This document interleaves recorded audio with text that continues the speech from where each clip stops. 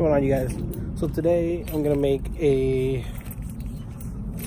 do a 5 things I hate about my 2010 Ford Mustang GT. So I know what you guys are thinking. Another guy making things he hates about his car. I get it, but these are my pet peeves, I guess. Since factory, or since the car was produced. I do have a 2010 Ford Mustang GT Premium. Okay, premium meaning it's the high level and high trim. I get that. I really do. If that was the case, why don't I have a premium? I should have a touchscreen. I guess that's one of the flaws and of this. Every time I have to connect my Bluetooth, as you can see, my little Bluetooth icon is right there. I come in here, I have to go to the menu, select the source I want, whether it's the USB audio jack that it has or whatever, or Bluetooth. I have to go in and select it. I understand, 2010, right? I get it. But there are cars like Infiniti and Mazda and other brands that have even touchscreen LCDs. And the Mustang does not. So that's one of the drawbacks. I guess another drawback for me would honestly be that I only have a 5-speed manual transmission in my 2010 GT. It's a big thing, especially on the freeway. It's a big thing for me because when you're at highway speeds, you're at like between 2,000 and 3,000 RPMs. I don't have overdrive. 6-speed is considered the overdrive for these cars. Again, we're in the 2010 Ford Mustang GT. I want to emphasize on 2010. There's cars since 2003, like the Infiniti G35, the Nissan 350Z. They had 6 speeds. And higher trim Mustangs like the SVT Cobra in the 2000s, before the facelift in 2005, the refresh, I should say, they had a 6-speed manual, okay? And I understand it's a Cobra, SVT, whatever. But why can't we have a 6-speed? Us regular GT Premium owners. That's one of the drawbacks. I'm honestly going to zonk that right now. I don't have a 6-speed. It's a 5-speed. It's not going to be a cold start, but it is a start. Because I was just out with my best friend and my cousin. Okay. So one of the things I hate about the car, or I should say love, but I also hate, is these turn signals. So they're sequentials. They turn on the sequentials when I have my blinker on, right? So I turn that off. Then we put the hazards. I wish that the hazards had the sequentials as well, and I understand, but this is one of the things I wish the car had. You know what I mean? So that for me is a little drawback, the fact that the hazards don't have that, nor when you apply the brake. I know there's on AmericanMuscle.com, I'll leave the description in the bottom. They have an arsenal of aftermarket products, both bolt-ons for your engine, interior, exterior. They have superchargers, prochargers, turbochargers. They have everything. So go check them out. I'm not sponsoring anything. I wish I was. But that's where I've been getting my stuff. As you can see in the back, I don't know if you saw in the last clip, it had the AM on there.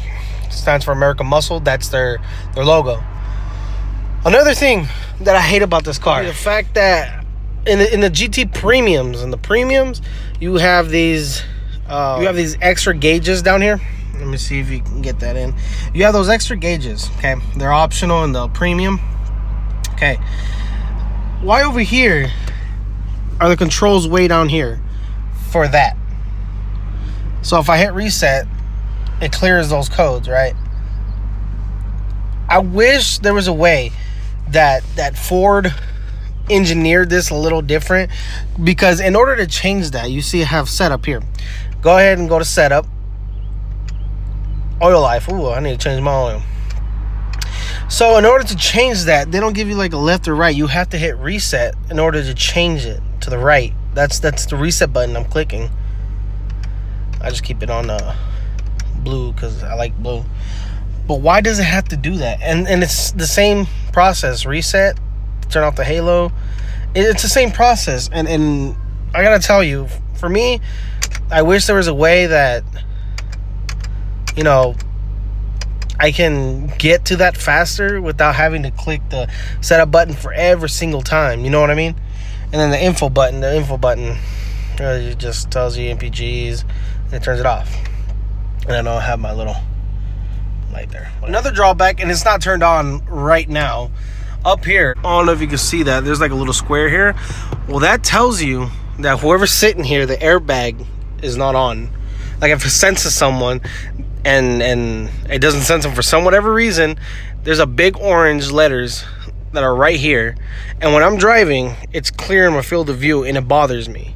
So that's one of the things I have to zonk on. I make these HID projector headlights, but these are standard halogen. I don't understand why they went that route. See, these are projector lights and those are regular halogens. These are more blue than it looks on camera, and those are just yellow. So I don't know, I don't understand why they chose that route, but you know, it is what it is. I've been one of the engineers for this, and I could be, but I'm not. So that's not really a flaw that I have with the car.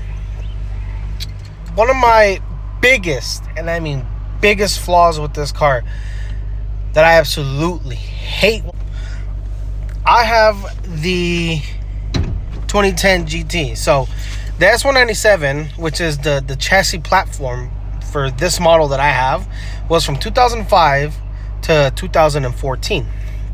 So they went from 2005 to 2009 with the old body style, which is this one. And they refreshed, they did a facelift from 2010 to 2012. And I'll show you now. And then a refresh yet again here. Well, this is the one that I have. Now, they did the refresh, okay? They did the refresh in 2010, which is the one I have, and I just recently bought it, so. They still work with the 4.6 liter V8. And they got a bump in power, not that much, but it did get a bump in power, okay? The interior, it upgraded as far as the dash and the steering wheel, but from the seats back, pretty much the same. Center console as well is different. It was just open with the cup holders.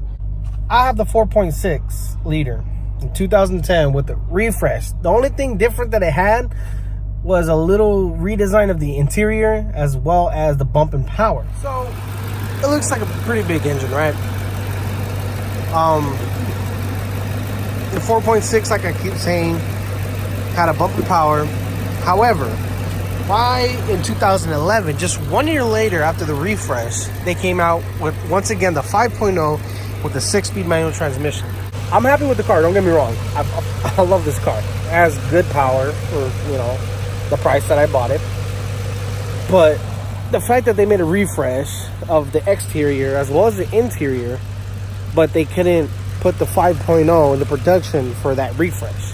They just waited another year. So for me, I didn't like the way they did that, so I was just gonna zonk it there. So with all that being said, it is what it is. I have the car.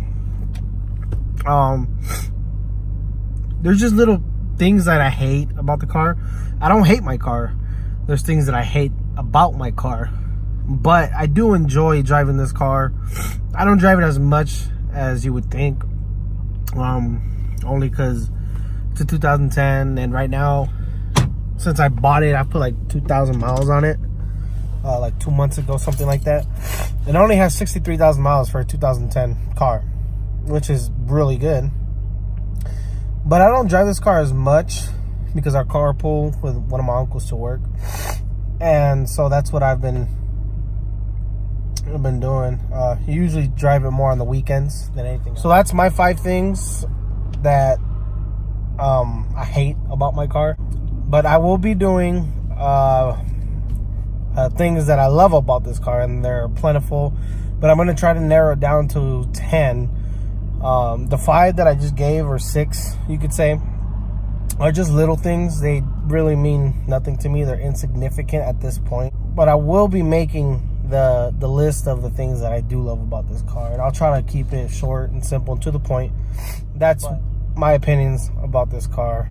Thank you to whoever's watching. Please like, subscribe, and share my video. It does mean a lot. I'm trying to get started. I do have a lot of projects on the way for this car, and as I'm always saying, hashtag save the manual. Share, comment if you know how to drive this, and if you don't as well. Thank you guys. Peace.